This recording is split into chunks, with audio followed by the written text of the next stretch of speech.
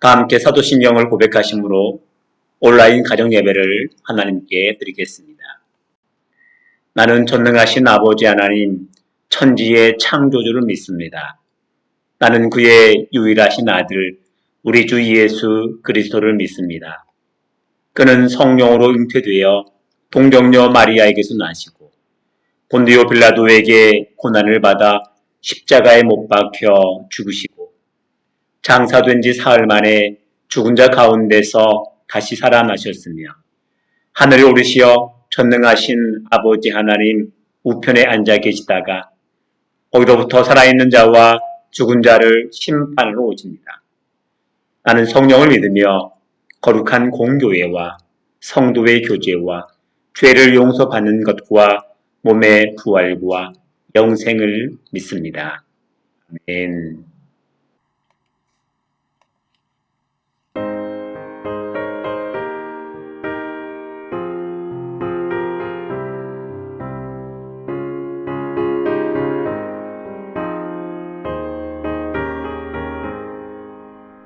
너 시험을 당해 죄 짓지 말고 너 용기를 다해 못 물리치라. 너 시험을 이겨 새 힘을 얻고 주 예수를 믿어 늘 승리하라. 우리 구주의 힘과 그의 위로를 빌라. 주님 내 편에 서서 항상 도우시리.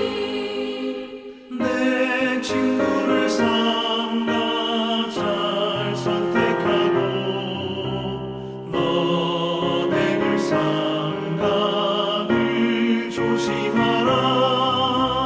너 열심을 다해 늘 충성하고 온 정성을 다해 주 봉사하라.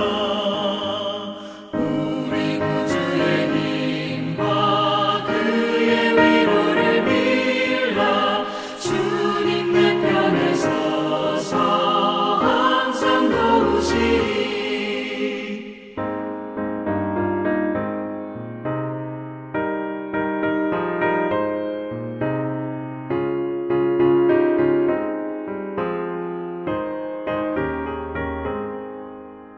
잘 이기는 자는 상 받으리니 너 낙심치 말고 늘 전진하라.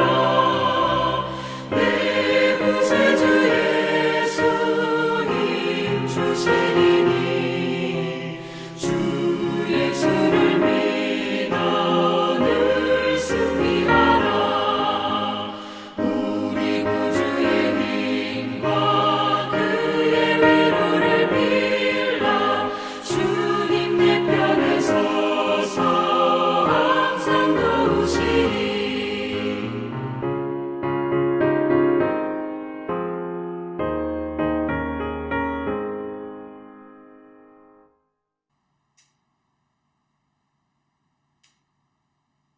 어렵고 어지러운 세상에서 늘 보호해 주시고 은혜 주시는 하나님 아버지 감사합니다. 코로나로 인해 비대면으로 예배를 드리고 있는 요즘 주님의 성전에서 마주보며 예배를 드릴 수 있던 지난날이 더욱 간절하고 감사합니다. 비대면 예배 가운데에도 말씀과 찬양을 통해 은혜와 감사를 잃지 않도록 최선을 다하고 계신 담임 목사님과 목회자분들의 건강과 성령 충만을 위하여 축복을 더하여 주시옵소서. 우리가 드리고 있는 이 가정 예배를 통해 각 가정에서 소원했던 가족 간의 관계를 회복시켜 주시옵고 그 회복을 통해 모든 가정이 주님께로 더욱 가까이 나아갈 수 있는 예배가 되게 하여 주시옵소서. 하나님보다 앞서 나가지 않도록 하시고 하나님께서 주시는 말씀에 더욱 귀 기울여 놓치지 않도록 해 주시옵소서. 내 안에 있는 주님을 찾고 만날 수 있는 예배가 될 수 있도록 인도하여 주시옵소서. 이 모든 말씀 살아계신 예수님의 이름으로 감사하며 기도드립니다. 아멘. 오늘 말씀은 야고보서 1장 12절에서 15절 말씀입니다. 시험을 참는 자가 복이 있나니 이는 시련을 견디어낸 자가 주께서 자기를 사랑하는 자들에게 약속하신 생명의 면류관을 얻을 것이기 때문이라. 사람이 시험을 받을 때에 내가 하나님께 시험을 받는다 하지 말지니 하나님은 악에게 시험을 받지도 아니하시고 진히 아무도 시험하지 아니하시느니라. 오직 각 사람이 시험을 받는 것은 자기 욕심에 끌려 미혹됨이니 욕심이 잉태한즉 죄를 낳고 죄가 장성한즉 사망을 낳느니라. 아멘. 신앙인들이 인생 살아가면서 고난과 시련을 피할 수는 없습니다. 누구나 다 시련과 고난들을 겪게 되지요. 피하고 싶어도 피할 수 없습니다. 그 시련과 고난, 왜 우리에게 다가오는 걸까요? 그 시련과 고난의 원인이 무엇일까요? 성경에서는 시련을 크게 두 가지로 말합니다. 첫 번째는 시련을 테스트라고 말합니다. 시험이라고 하시죠. 하나님께서 우리 하나님의 자녀들을 시험하시는 겁니다. 테스트하시는 거예요. 연단시키기 위한 테스트입니다. 이걸 흔히 우리가 하나님께서 우리를 시험하신다라고 말하죠. 흔히 그 아브라함을 하나님께서 시험하시기 위해서 믿음을 시험하고 더 큰 일을 맡기기 위해서 아들 이삭을 바치라고 하죠. 그 상황이 테스트, 시험입니다. 그 시련은 하나님으로부터 온 거예요. 하나님 주신 거죠. 왜요? 인간이 그 문제를 잘 극복하고 믿음으로 이겨내서 하나님의 더 큰 사명을 받고자 하시는 하나님의 계획인 거지요. 그래서 시련을 또 고난처럼 보이지만 하나님께서 그것을 우리에게 통해서 더 성숙시키고자 하시는 의도가 있는 시련, 고난, 이게 테스트, 하나님으로부터 온 시험입니다. 이런 시험과 이런 시련은 많지는 않습니다. 대부분의 시련과 시험은 이것과 좀 구별된 시련이지요. 두 번째가 바로 그겁니다. 두 번째 시련의 그 의미는 temptation입니다. 유혹.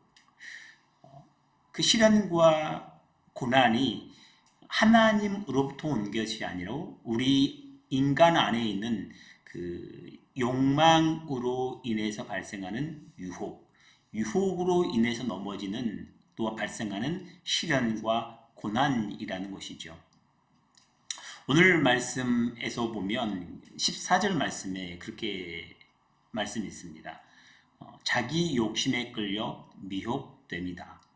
이 시련이 자기 욕심에 끌려 미혹된 것이다 라고 성경은 말하지요.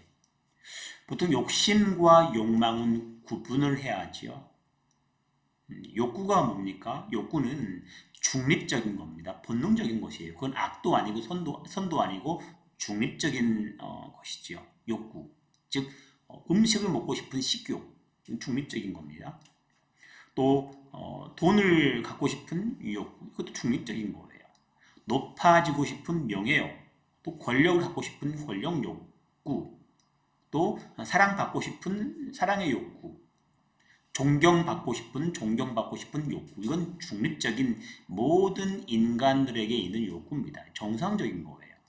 하지만 욕구가 아닌 욕망은 다릅니다. 욕망은 이 욕구에서 한 방향으로, 잘못된 방향으로 끌려가는 거지요. 이게 욕망입니다. 그래서 오늘 말씀에서 보면 이 욕심이 잉태한즉 죄를 낳고 죄가 장성한즉 사망을 낳느니라 라고 말하고 있는데, 여기서 욕심이 욕망이지요. 욕망이 욕구에서 더 죄의 길로 갔을 때 생기는 게 욕망인 겁니다. 예를 들면 배고프면 먹고 싶은 거 이건 욕구예요. 그런데 배고픈데 먹었습니다. 먹은 다음에 더 좋은 거 먹고 싶어서 남의 걸 뺏어서 먹는 겁니다. 남에게 폭력을 행해서 내가 더 갖고자 하는 겁니다. 이건 욕망에서 나오는 죄고 욕망으로 오는 고난을 겪게 되죠.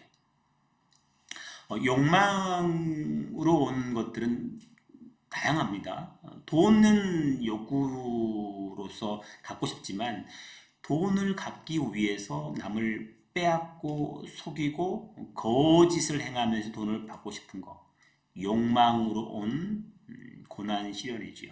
돈을 좋아하다가 망해요? 시련이잖아요. 어디서 왔어요? 욕망으로부터 온 시련입니다. 하나님이 주신 게 아니에요. 내가 지금 많은 경제적인 어려움, 사업의 어려움 이런 것들이 왜 하나님이 주셨나라고 고민하신 분 많으신데 아닙니다.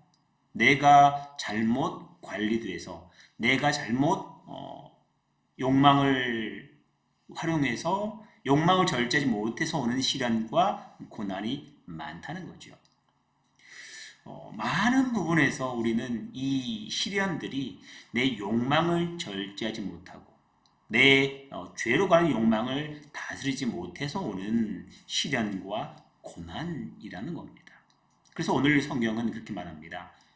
욕심이 잉태하여 죄를 낳고 죄가 장성하여 사망을 낳는다.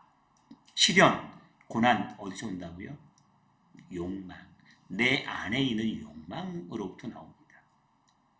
집안에 갈등이 있어요. 남편과 아내가 싸워요. 우리 가족과 부모와 자녀가 갈등이 있어요. 왜 갈등이 있을까요? 왜 이런 시련이 옵니까? 하나님이 주신 걸까요? 아니요. 많은 경우에 부모가 자녀의 마음을 알아채지 못하고 부모의 그 욕심, 욕망 때문에 내가 이루지 못한 그 꿈을 자녀 통해서 이루고자 하는 그 욕망이 커서 자녀에게 지나친 강요하는 것이죠. 그걸 통해서 자녀와 부모 사이에 갈등이 생기면서 그로 인해서 가족에 있는 어려움과 고난이 생기는 것이죠. 가족의 안에 있는 갈등, 고난 어디서 와요? 내 안에 있는 욕망을 절제하지 못해서 오는 것이죠. 이게 부부 문제에서나 다른 대인 관계 문제에서나 일터에서나 계속 발생하는 내 안에 있는 욕망, 내 안에 있는 욕심을 절제하지 않았을 때 오는 고난과 갈등입니다. 그렇다면 이런 상황일 때, 이런 욕망으로부터 온 문제일 때, 시련일 때 어떻게 극복해야 할까요? 자, 중요한 것은 이때 기도해야죠. 기도해야 합니다. 시련이 하나님으로부터 올 때도 기도해야지만 이때도 당연히 그 시련을 극복하는 첫 번째 중요한 건 기도입니다. 기도인데 테스트, 하나님이 주신 시련일 때의 기도는 그 시련을 잘 이겨낼 수 있도록 하나님께 믿음으로 구하는 겁니다. 끝까지 잘 이겨낼 수 있는 지혜를 달라고, 믿음 달라고 기도해야 합니다. 이때는 하나님을 전적으로 신뢰하는 기도를 해야죠. 그걸 통해서 그 하나님의 연단의 과정을 잘 이길 수가 있지요. 반면 내 욕심과 욕망으로 오는 그 시련 때는 기도 내용이 달라져야 합니다. 그 기도 내용은 이 시험이 빨리 벗어나게 해달라고 기도하면 안 돼요. 왜요? 그 욕망으로부터 온 시련이기 때문에 하나님께서 그 문제를 빨리 극복하지 해주려고 하나님께서 간섭하지 않으십니다. 대신 내 안에 있는 욕망이 반복해서 생기기 때문에 시련이 없어지지가 않는 거죠. 어떻게 기도할까요? 바로 그것이 하나님께 기도하는데 이 시련이 어디서부터 온 것인지를 묻는 기도, 하나님의 뜻이 무엇인지를 듣는 기도, 이 시련이 내 욕망으로부터 온 것인지를 깨닫는 기도를 해야 합니다. 그래서 기도를 함을 통해서 하나님께 이 내 문제가 무엇으로부터 온지를 계속 묻고 기도하면서 그 시련의 원인을 깨닫고 이게 내 욕망으로부터 온 것임을 깨닫고 나를 바꾸고 내 욕망을 절제해야 하는 것이죠. 이처럼 욕망과 내 욕심으로부터 온 시련 때는 내가 지금 잘 살고 있는지, 내가 진정 분별력을 갖고 있는지, 내 욕심은 무엇인지를 계속 기도하면서 나를 돌아보는 그 기도가 정말 중요하죠. 그래서 오늘 그 본문 앞에 있는 야고보서 1장 5절 말씀에서는 하나님께서 그렇게 기도의 방향을 지시해 줍니다. 지혜가 부족하거든 하나님께 구하라. 그리하면 주시리라. 지혜가 부족하면 하나님께 구하라고 말합니다. 반드시 주실 거랍니다. 무슨 지혜예요? 내게 있는 시련이 내 욕심으로부터 온 것임을 깨닫는 지혜를 구하면 하나님께서 반드시 들어주신다고 말씀하십니다. 우리가 흔히 오해하고 있는 게 고난과 시련이 내 문제가 아니라 하나님이 주신 거라고 많이 오해합니다. 왜 하나님은 내게 이런 아픔 주실까라고 말합니다. 왜 하나님은 내게 계속 어려운 문제만 주실까라고 말합니다. 그런데 깊이 다시 돌아보면 그 시련과 문제는 나로부터 온 거더라고요. 내 욕심과 내 욕망과 내 무지함으로부터 온 거더라고요. 그때 어떻게 할까요? 하나님께 지혜를 구해야죠. 내가 어떻게 살아가야 할지, 내가 지금 욕심이 무엇인지, 내 욕망이 무엇인지, 내가 무엇을 내려놔야 할지를 계속 하나님께 묻고 기도할 때 하나님께서 참 지혜, 분별력을 주셔서 그 고난을, 그 욕망을 절제할 수 있는 지혜를 주실 줄 믿습니다. 그때 내 욕망을 절제할 때 고난으로부터 자유케 되고 시련과 고난이 내게로부터 벗어나게 될 줄 믿습니다. 이러한 시험과 시련을 잘 분별하여서 기도함으로 올 한 해 하나님의 풍성한 은혜 안에서 넉넉하게 승리하시기를 주님의 이름으로 축복합니다. 기도하겠습니다. 하나님, 우리 안에 수많은 시련과 고난들이 있을 때에 진정 무엇으로부터 온 것인지, 내 욕심으로부터 온 것인지, 내가 잘못 판단해서 오는 시련인지 잘 분별할 수 있는 지혜를 주셔서 하나님 그때마다 기도함으로 하나님의 지혜를 구하고 그 지혜로 모든 시련들을 넉넉히 이겨나갈 수 있는 믿음과 그런 분별력을 저희에게 주시옵소서. 예수님의 이름으로 기도하옵나이다. 아멘.